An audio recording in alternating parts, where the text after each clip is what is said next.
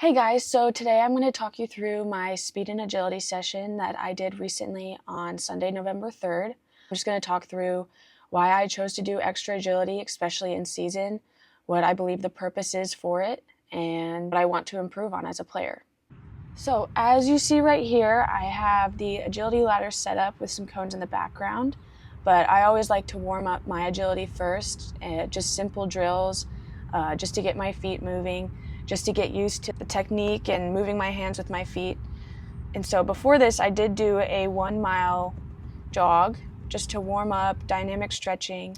First I did 1 foot forwards, both ways, one leading with the right, one leading with the left. And then I did 1 foot sideways, one leading with the right, one leading with the left, making sure I had my arms moving with my legs. Next then it was the icky shuffle, just really trying to focus on my arm movement, making sure that my arms are moving with my legs just to help with that coordination and improve my technique. And at first I felt pretty slow at this. This session wasn't usually my fastest, concerning at least the agility drills, which was a little frustrating at first, but as the session went on, it got a little easier to coordinate my arms with my feet, and my ankle stiffness improved. I think this last one right here was my fastest one when it comes to the 1 foot sideways. A little bit unstable at the end there, but that's all right. I was pretty happy with that. Next, these are the 2-footed hops. I like these just because it helps get the quads and calves burning.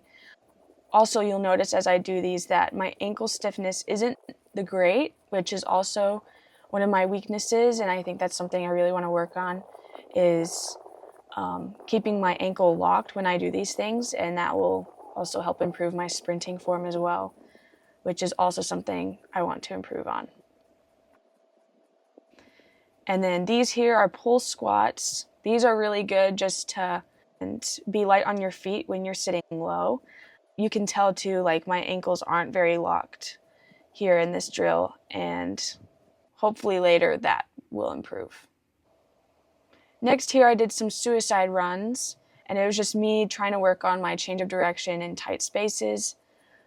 It was 4 sets with the ball, 4 sets without the ball, and right here these are the 4 sets without the ball.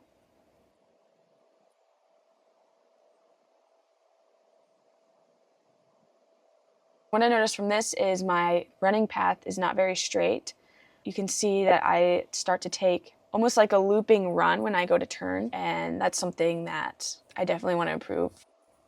But it's good to watch these and record yourself and just to notice that, because I probably wouldn't have noticed that or been so aware of it if I hadn't had seen it myself and seen like, okay, we need to work on that. And here I slowed the clip down just to show you also, like I noticed there too, I jumped into that turn, which in hindsight might not have been the best idea, or isn't always the best idea when trying to cut. You want to do your best to stay light on your feet, and jumping into a turn kind of has all your weight sinking down. At least for me it does. And right here I stopped the clip just to show you guys, just also one of my weaknesses and things I want to improve on too is my foot is completely flat on the ground and I'm supposed to be in a mid sprint. That's not very good and ineffective for sprinting and being fast. So I just need to work on landing on my toes more, and I think working on the ankle stiffness before you do any sprint drills would really help with this. Next, these were the parts that I did with the ball. I only put a few in here just because a lot of it was pretty repetitive, but I kept some just to show you guys the main points I wanted to make.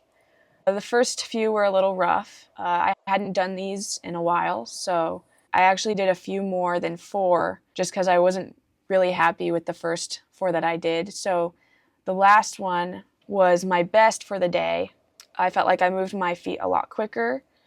My sprinting path was a little more straight compared to the other 2.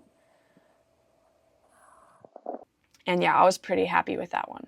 And one of the main things I took away from this is it's never really as bad as it seems. I was pretty hard on myself going into this workout because I know that it's one of the many things that I want to improve on as a player, my speed, agility, quickness on and off the ball.